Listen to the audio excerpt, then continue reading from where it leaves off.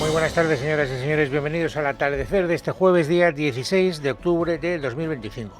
Hoy les tengo que contar, en los primeros minutos de este programa, algo muy parecido a lo que les contaba ayer a esta misma hora. Lo que pasa es que cambiando el sujeto de la oración. Ayer les contaba, José Luis Ábalos ha comparecido ante el juez del Tribunal Supremo, se ha negado a declarar y después de una pequeña deliberación con la Fiscalía, el juez ha decidido ponerle en libertad. Bueno, pues hoy ha ocurrido, vamos, ponerle en libertad no, porque ya estaba en libertad, mantenerlo en libertad sería la manera correcta de expresarlo. Bueno, pues hoy ha ocurrido exactamente lo mismo, pero ya no es Ábalos, sino que era Koldo García. Ya sabíamos que Koldo García tenía que ir a declarar. Y había gran expectación. Yo, fíjense, si me hubieran preguntado ayer, como soy tan aficionado a estas apuestas retóricas, pues hubiera dicho, pues hombre, yo creo que él sí que va a hablar. No sé por qué tenía yo esa idea, tampoco me pregunten el motivo, pero era la idea que tenía. Y me hubiera equivocado, porque lo que ha hecho Koldo García es decirle al juez que tampoco declara, y por lo tanto pues no ha declarado. La Fiscalía Anticorrupción no ha pedido medidas cautelares, es decir, no ha pedido incrementar las medidas cautelares, porque ya saben ustedes que Koldo García, igual que Ábalos, ya tiene medidas cautelares. Se le retiró el pasaporte, tiene que comparecer cada 15 días ante el juzgado, pero de ahí no pasa. Por lo tanto, no ingresa en prisión. Así que esto es lo que les tengo que contar. ¿Cuál ha sido el razonamiento del juez en un auto muy breve de 7 páginas? Miguel Ángel Pérez. Buenas tardes. En un auto de 8 páginas al que ha tenido acceso Libertad Digital, el magistrado del Tribunal Supremo, Leopoldo Puente, ha acordado mantener para Koldo García las medidas cautelares ya fijadas hace meses de prohibición de salida del territorio nacional, retirada del pasaporte y comparecencias quincenales en el juzgado. Según el magistrado, es evidente que persisten e incluso aparecen seriamente consolidados, tras el último informe de la UCO, sólidos indicios de criminalidad contra Koldo García en relación con la comisión de diferentes ilícitos penales, entre ellos organización criminal, tráfico de influencias, cohecho y tal vez un delito de malversación de fondos públicos. Según el magistrado, la posibilidad, el riesgo de que Koldo García se sustraiga de la justicia existe siempre en supuestos equivalentes. Aquí concurre también, lógicamente, aunque al parecer del instructor dice no con la indispensable intensidad para que sobre su base pudiera ser acordada la medida cautelar solicitada por las acusaciones populares, es decir, la prisión provisional. Bueno, si cotejáramos lo que dice el juez en el auto de hoy con lo que dijo ayer, cuando dejó en libertad a Ábalos, llegaríamos a la conclusión de que argumentalmente es exactamente la misma tesis. Hay indicios que se han hecho más fuertes después del último informe de la UCO, pero no son lo suficientemente intensos como para que yo prive de libertad a esta persona que está siendo investigada. Hay otro paralelismo. Ayer les contaba, y tuvimos la oportunidad de escuchar el momento en el que el asistente de Ábalos pues tenía un enfrentamiento con la prensa, con los periodistas. Ella estaba muy preocupada, tal vez se maliciaba que pudiera ingresar en prisión a Ábalos. No le molestéis, no le perturbéis, dejarle tranquilo, dejarle en paz. Los periodistas se agolparon o se precipitaron hacia José Luis Ábalos cuando lo vieron aparecer, pero Ábalos no soltó prenda. Hoy ha pasado algo parecido. Bueno, por otra parte pasa siempre cuando una persona que tiene, en fin, la importancia que tiene en el contexto de que estamos hablando, ¿no? La corrupción que estamos viviendo, pues Koldo García no es un don nadie. En el territorio de la corrupción es uno de los mandamases que tenemos en el panorama. Bueno, pues era evidente que cuando él asomara la cabeza, pues la prensa se iba a agolpar hacia él y le iba a preguntar de todo. Y a mí me parece, fíjense, que ha hecho bien en contestar. Y les digo más, creo que demuestra un cierto dominio sobre sí mismo. ¿Va a declarar hoy? ¿Va a declarar o va a seguir la estrategia de Ábalos? Lo voy a hacer lo que me mande mi departamento jurídico. ¿Y va a poder justificar el asunto de las chistorras y las lechugas, señor Ábalos? Pero señor Koldo. Vamos a calmarnos todos y vamos a ver lo que hacemos. Simplemente una pregunta final. ¿Teme acabar hoy en prisión? ¿Trae la mochila por algo, señor Koldo? Hombre precavido vale por dos, señor. Hombre precavido vale por dos. Efectivamente aparecía ahí con su muda. También es verdad que también la llevaba Ábalos, ¿eh? O sea, ninguno de los dos tenía muy claro que fuera a dormir en su casa por la noche. Ayer Ábalos y esta noche el propio Koldo García. Bueno, a pesar de eso, a pesar de, digamos, la tranquilidad, al menos aparente, que lucía Koldo García en su encuentro con la prensa, luego, cuando ha entrado en el juzgado y se las ha visto con el juez, pues ha habido un pequeño rifirrafe. Tampoco es para tirar cohetes, pero por lo que nos han contado y por lo que ha trascendido, pues, en fin, Ábalos ha tenido sus más y sus menos, más bien sus menos que sus más. Miguel Ángel Pérez. Así es, fuentes jurídicas consultadas por Libertad Digital afirman que el fiscal jefe anticorrupción, Alejandro Luzón, ha reprochado durante la vista la locuacidad de Koldo García en los medios de comunicación y su silencio en sede judicial. En ese momento, su abogada Leticia de la Hoz ha justificado las intervenciones de Koldo en los programas de televisión por el supuesto acoso mediático que sufre al haber sido acusado, entre otros asuntos, de violencia doméstica, caso que terminó archivándose en los tribunales. El magistrado Leopoldo Puente zanjaba en ese momento la discusión y pedía a las partes que se centraran en el objeto de la vista. Bueno, una pequeña anécdota que nos da alguna idea de lo que ha podido pasar durante ese breve encuentro del señor Ábalos con la autoridad judicial. Por cierto, les decía, algún paralelismo hay con lo de ayer, porque han seguido la misma estrategia, tanto Ábalos como Koldo, de no declarar, porque el juez ha tomado la misma decisión de no ingresar en prisión, pero sí que hay una diferencia que no es baladí y que nos lleva a uno de los grandes debates que yo me maliciaba que efectivamente iban a instalarse en la opinión pública, porque ayer el juez, en el auto en el que dejaba en libertad a Ábalos, introducía una consideración, una reflexión, hablaba él, diciendo que le causaba estupor que el señor Ábalos pudiera seguir siendo diputado. Y esto, pues viniendo de un juez, y además de un juez del Supremo, dirigiendo la clase política, pues era un asunto controvertido. Y efectivamente, hoy en la política y sobre todo en la izquierda se han comentado, y no para bien, estas declaraciones, este auto judicial que conocíamos ayer de Leopoldo Puente. Ha habido reacciones de todo tipo y condición. Unas más respetuosas y otras menos respetuosas, unas más cautas y otras más audaces. María Jesús Montero, vicepresidenta del Gobierno, se le entiende todo, pero guarda las formas. Yo creo que cada poder tiene que intervenir en su ámbito, y eso es lo que creo. ¿Y coincide con esa reflexión? ¿O cree que hay que cambiar Insisto, la mesa? cada poder tiene que influir en su ámbito. Hasta ahí os lo puedo comentar.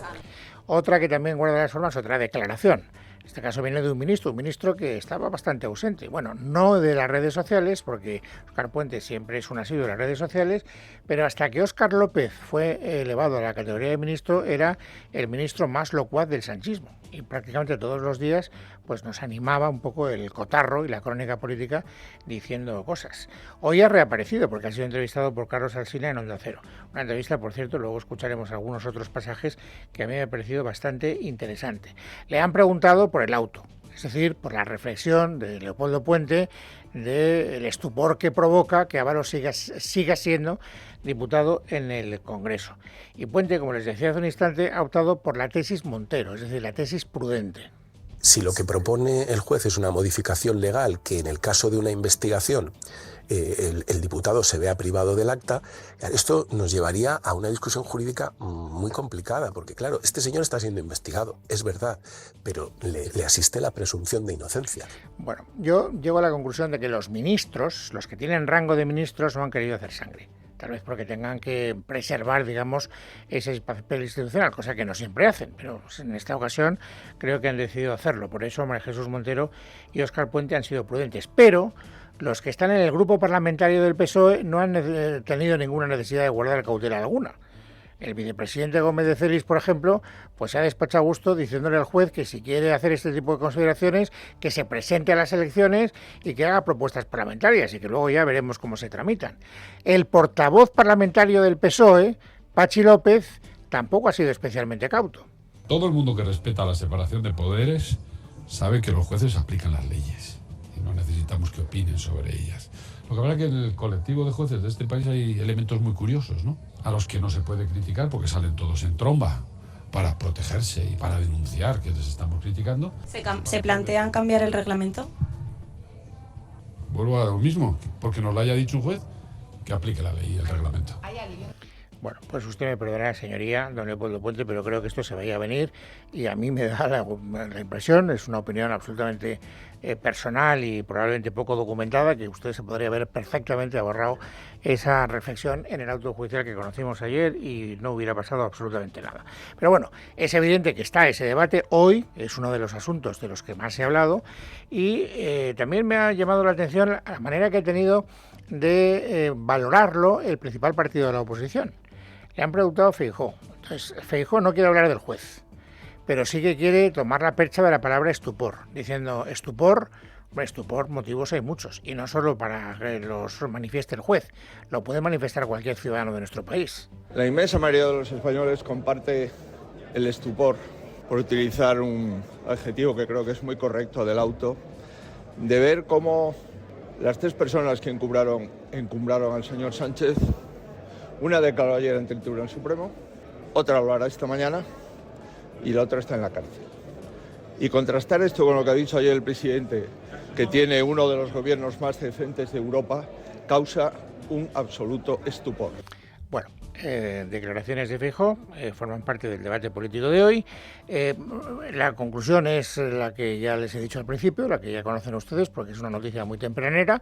Ha comparecido el señor Koldo García. El juez no ha visto razones para decretar su ingreso en prisión y, por lo tanto, las cosas siguen exactamente igual que estaban hace 48 horas. Una comparecencia que se salda, digamos, con una cierta frustración de las expectativas. Hay que esperar a otras comparecencias. Hay una que se ha anunciado hoy. Ya sabemos cuándo el presidente del Gobierno, Pedro Sánchez, tendrá que comparecer ante el Senado, en la comisión de investigación que, por iniciativa del Partido Popular, se abrió en la Cámara Alta. Lo ha anunciado hoy la portavoz del PP en el Senado, Alicia García. Pedro Sánchez dará explicaciones el próximo día 30 de octubre a las 9 en punto.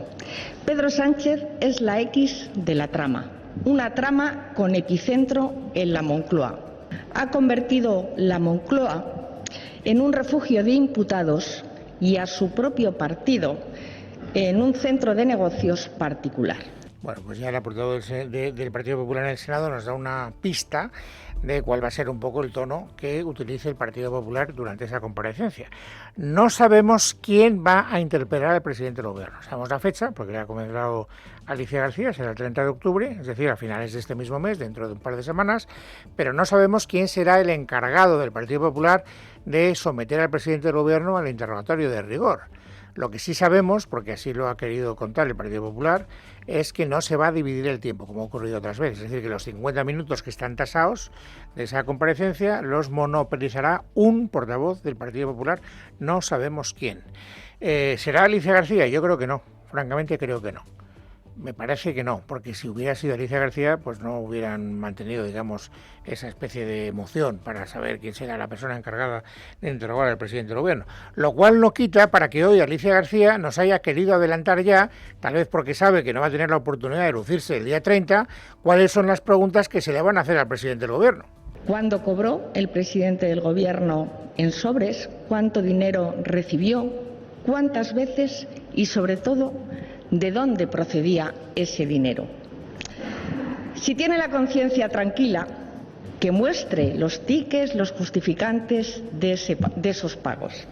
Bueno, fíjense que si nos fijamos en la importancia que le da el Partido Popular a esta comparecencia del presidente del Gobierno en el Senado, si analizamos las declaraciones que acabamos de escuchar también en boca de Alberto Núñez Feijóo, diciendo que causa estupor que el Gobierno presuma de ser uno de los más decentes de España, de Europa, etcétera, pues llegaríamos a la conclusión de que efectivamente el Partido Popular parece como que quiera seguir utilizando la corrupción como ariete fundamental en su labor de desgaste al Gobierno. Y sin embargo, y esto me parece un asunto muy noticiable, que luego en la tertulia comentaremos con más calma, hay varias informaciones que he leído hoy en los medios de comunicación y que nos dicen que el Partido Popular está ya ha decidido, de hecho, cambiar de estrategia y orillar la corrupción y hablar más de asuntos económicos. Y digo, si lo hubiera visto en una sola información, pues le hubiera prestado atención, porque depende de quién firme la información, pues es más fiable que o no, pero cuando ya hay coincidencia de gente que habitualmente maneja buena información y que te cuenta lo mismo, entonces dices, pues efectivamente aquí estamos ante algo que tiene una cierta relevancia informativa. Los dos periódicos donde yo he leído esa reflexión son El País y El Mundo, y le he pedido a Inés Hernández que resuma lo fundamental. de esas informaciones. Según la información que firma Elsa García de Blas en El País, el Partido Popular reorienta su estrategia presionado por la crecida de Vox y retoma la economía como uno de los ejes de su oposición, como venían reclamando en privado varones populares. El PP prepara una ofensiva política por la subida de cuotas a los autónomos, mientras diseñan iniciativas con las que buscan erosionar al PSOE en las clases medias. Génova cree que esa iniciativa sobre los autónomos es una ventana de oportunidad para retomar la batalla por los impuestos con el objetivo de llegar a las clases medias y dar la batalla electoral al PSOE en un contexto de pelea con Vox. Los populares no dan con la tecla para ganar esa batalla y algunas baronías empiezan a impacientarse. En privado, algunos de los presidentes del Partido Popular transmiten que el partido tiene que volver a hablar de gestión, de impuestos y de contenidos para competir con el partido de Abascal. En los territorios advierten de que en el marco de la corrupción o en el de la inmigración, en el que los populares llevan instalados semanas, ganan los de Vox. Por su parte, Juanma Lamet en el diario El Mundo sostiene que hay un terreno de juego político en el que el PP cree que puede imponerse a la pinza de Vox con el PSOE, el de las propuestas para capitalizar la frustración de la clase media. Los populares quieren volcarse en los incentivos a los autónomos, a las micropymes, a las familias y en general a los grandes olvidados que no tienen ni ayudas sociales ni desahogo económico y que por tanto aportan mucho y no reciben nada a ojos de la dirección nacional del principal partido de la oposición. Bueno, ya sabiendo que efectivamente esto forma parte de una estrategia decidida por parte del principal partido de la oposición, uno entiende mejor lo que ocurrió ayer en la sesión de control, porque ya se vio que el Partido Popular quería introducir algunos otros asuntos. Recuerdo el enfrentamiento de Juan Bravo, por ejemplo, con María Jesús Montero, o la propia formulación de la pregunta de Feijóo, donde deslizó ya muchas subordinadas a propósito de las condiciones de vida que estamos soportando los ciudadanos. Se habló también de vivienda, etcétera. Es decir, que hay una corrección, digamos, estratégica en lo que puede ser la política durante los próximos días. Bien, y dicho esto, déjenme que ahora les cuente tres cosas que a mí particularmente me han llamado la atención de la entrevista de Óscar Puente a Onda Cero, a Carlos Alsina. Lo primero que me ha... claro, aquí el protagonista es más Carlos Alsina que Óscar Puente, pero usted se tiene que fijar más en Óscar Puente. Una de las cosas que más ha reiterado el Gobierno durante las últimas semanas es que leyéramos con mucha atención el último informe de la UCO y llegaríamos a la conclusión de que la propia UCO asegura de manera firme y clara que no hay financiación irregular del PSOE.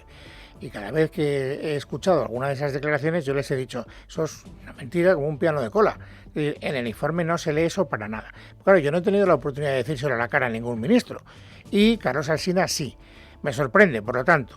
Bueno, no me sorprende en el caso de Carlos Alsina la valentía de plantearlo. Lo que sí que me sorprende, y llamo la atención sobre ese hecho concreto, es la falta de consistencia de Óscar Puente cuando tiene que enfrentarse a esa reflexión en voz alta. ¿Cuándo van a dejar ustedes de atribuir al informe de la UCO cosas que el informe de la UCO no dice? Están ustedes presentando el informe de la UCO como el informe dice que no hay financiación irregular. El informe desmiente que haya financiación irregular. Hombre, el informe, indirectamente dice que no hay financiación irregular desde el momento en el que dice que coinciden al céntimo las cantidades que el Partido Socialista declara haber abonado al señor Ábalos y las que realmente ha percibido. El informe de la UCO no puede desmentir la financiación ni afirmar la financiación irregular porque no la ha investigado. No ha investigado los ingresos del PSOE.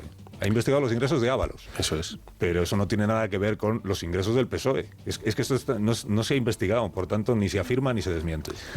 Bueno, ¿no? En fin. Bueno, que los ejemplos que quieren. Bueno, fíjense ustedes, esta es la firmeza argumental de un ministro cuando se enfrenta con hechos que son puestos de manifiesto, como lo ha hecho Carlos Alsina en esa conversación. Y luego hay una segunda declaración que también me ha llamado la atención porque rompe con lo que está siendo la política informativa del Gobierno. Saben ustedes que desde que a María Corina Machado le dieron el Premio Nobel de la Paz, estamos esperando una felicitación oficial por parte del presidente del Gobierno de algunos ministros. Hoy contaba el diario El Mundo que dos ministros, Álvarez y la ministra de Defensa, Margarita Robles, habían felicitado a María Corina Machado por vía privada utilizando a Leopoldo López como a Edmundo González, como intermediario de la felicitación. Sin embargo, hoy hemos visto cómo Óscar Puente pues ha roto lo que es la política informativa del gobierno en esta materia y ha felicitado a María Corina Machado y ha calificado de dictadura el régimen de Maduro. No soy un defensor de la dictadura venezolana ni del régimen venezolano, no tengo nada que ver con el señor Maduro. Que se lo sabe un poco. Y me alegro de que le den el premio Nobel a una persona que defiende la democracia en Venezuela. No puedo decir más. ¿Ha dicho esto dictadura venezolana? Sí, bueno, es un régimen evidentemente, ¿no? Autocrático y ya está, no hay mucho más que decir. Jueves 16 de octubre de 2025. Vamos, amigos, a completar el paisaje informativo sobresaliente del día. Esmeralda Ruiz, bienvenida, buenas tardes. ¿Qué tal, Luis? Buenas tardes. Bueno, y ahora que hemos sabido también hoy, lo publica El Confidencial, que el ministro de Asuntos Exteriores vuelve a la carga con lo de tratar de colar el catalán en la Unión Europea, hemos perdido ya la cuenta de los intentos, el juzgado de lo contencioso número 15 de Barcelona ha condenado al Ayuntamiento de Vic en Barcelona por exigir el nivel más alto de catalán a un operario de cementerio que se había presentado unas oposiciones. Es el primer ayuntamiento de Cataluña condenado por exigir un nivel desproporcionado, dice el juez, de catalán para acceder a una plaza pública. Resulta que para ser peón albañil de un cementerio tenías que pasar en Vic un examen de gramática y de literatura catalana con un nivel B2, que es el más alto, y de ahí que el juez haya considerado que es innecesario. Vic está gobernado por Junts, este dato es importante, así que acaba de reaccionar Puigdemont, que últimamente habla poco y ha escrito en sus redes sociales que a golpe de sentencias nos van devolviendo al régimen monolingüe que impuso Franco. ¿Quién sabe si esto servirá para meter todavía más presión al ministro Álvarez? Y esto sí que nos afecta a todos. Los días 9, 10, 11 y 12 de diciembre, el Comité de Huelga de la Confederación Española de Sindicatos Médicos y el Sindicato Médico Andaluz han vuelto a convocar una huelga en toda España ante la negativa de la ministra de Sanidad, Mónica García, a escuchar sus demandas, que saben ustedes que tienen que ver con el borrador del Estatuto Marco que pretende aprobar el Ministerio. Según explican, se trata de la única forma de paliar el intolerable exceso de trabajo al que se ven sometidos los médicos de manera sistemática sin que el Ministerio se muestre partidario de reconocer y de garantizar sus derechos laborales. Y el rechazo social y parlamentario que ha supuesto el sablazo que pretende dar el Gobierno a los autónomos hoy tiene nuevo capítulo. Dice la ministra de Inclusión, Seguridad Social y Migraciones, que es Elma Saiz, que no hay que precipitarse porque esto solo es una propuesta y que hay que seguir con las negociaciones. Estamos hablando, estamos negociando, el Gobierno es muy consciente, precisamente además el sistema es progresivo, soy muy consciente de que evidentemente no tiene nada que ver con tener unos rendimientos de 1.000 euros y tener unos rendimientos de 5.000 euros. Estamos dialogando, estamos negociando, pido tranquilidad y pido sosiego. Acto seguido ha vuelto a insistir en que las cotizaciones no son impuestos y que la idea es que acaben cotizando en función de sus ingresos, esto que se lo pregunten a cualquier autónomo porque la respuesta es que ya lo están haciendo. Hemos contado estos días que aquí el Partido Socialista se ha quedado solo, tampoco cuenta con Sumar. Hoy Yolanda Díaz, además de expresar su rechazo, ha revelado que ella nunca fue informada de este anuncio, que es lo mismo que hace con sus propias medidas. La propuesta, tal y como la he conocido, penaliza de manera singular a los autónomos, a las autónomas, con rentas más bajas. En este sentido, vuelvo a afirmar que si se mantiene esta propuesta, desde luego, desde nuestro espacio político no la vamos a compartir. Dos datos económicos más, ninguno positivo, y uno de los que nos toca directamente al bolsillo de todos los ciudadanos. Resulta que la nueva tasa de basuras, la que ha impuesto el Gobierno en los ayuntamientos y que en muchos municipios y ciudades ya estamos pagando, ha disparado la factura de nuestra economía doméstica un 30%. El Instituto Nacional de Estadística avisa de que el impacto de lo que se ha bautizado como el basurazo ya se nota en el IPC, a pesar de que la mayor parte de los grandes municipios todavía no la está cobrando, porque ya contamos en su momento que hay ayuntamientos que todavía se están resistiendo a aplicar la ley del Gobierno. Según los datos del INE, no hay ningún otro bien ni servicio en España que esté subiendo más rápido que el servicio de recogida de basuras. Y si usted que nos escucha ha recibido la factura en su domicilio, lo habrá podido comprobar. Y ojo, porque cuando hablamos de este dato es importante tener en cuenta que este cálculo del IPC incluye tanto los municipios que han aplicado la tasa como los que todavía no. Es decir, que de cara a los futuros cálculos es previsible que la inflación del servicio de basuras todavía se dispare a medida que el resto de municipios incorporen la subida. Bueno, y un municipio gallego, en Pontevedra, es noticia en estas últimas horas, Cangas de Morrazo, donde los vecinos pues se han enfrentado directamente a la alcaldesa, que es del BNG, y a concejales del Partido Socialista, porque el recibo en su caso les ha subido un 80%. Bueno, y la otra noticia tiene que ver con el problema de la vivienda, porque recordarás, Luis, que ayer contamos el fracaso de la medida del Gobierno para facilitar a los jóvenes la compra de una casa, los famosos avales del ICO, que solo se ha concedido el 8% del dinero disponible. Bueno, pues contamos que el trámite y que los requisitos son inalcanzables para muchos y de ahí que no haya prosperado. La noticia hoy es que el Ministerio de Vivienda de Isabel Rodríguez ha anunciado que va a replantear esos avales para que los jóvenes puedan tener más fácil acceder a hipotecas de hasta el 100% del valor del piso. Replantear, dicen en el Ministerio, que significa que van a actualizar las condiciones, que veremos a ver si esto es cierto, y que también van a dar más tiempo, hasta finales del 2027, para poder solicitar esos avales. Y luego está lo del 047, que creo que después vamos a hablar mucho más también de este asunto y de vivienda, que es el teléfono gratuito que habilita el Ministerio para resolver dudas sobre el problema de la vivienda. Lo del número no es casual, 47 por el artículo de la Constitución, pero nos tememos que va a colapsar rápido. Eso sí, que todavía no llamen nuestros oyentes. Ha dicho la ministra que esto lo tienen que llevar al siguiente Consejo de Ministros, que será pronto. Eso nos dijo María Jesús Montero con lo de la senda de estabilidad, y ya han pasado unos cuantos martes. Hablaremos de ese teléfono y ya te puedo anunciar que nos reiremos con ese teléfono porque la gente se lo está tomando a chirigota.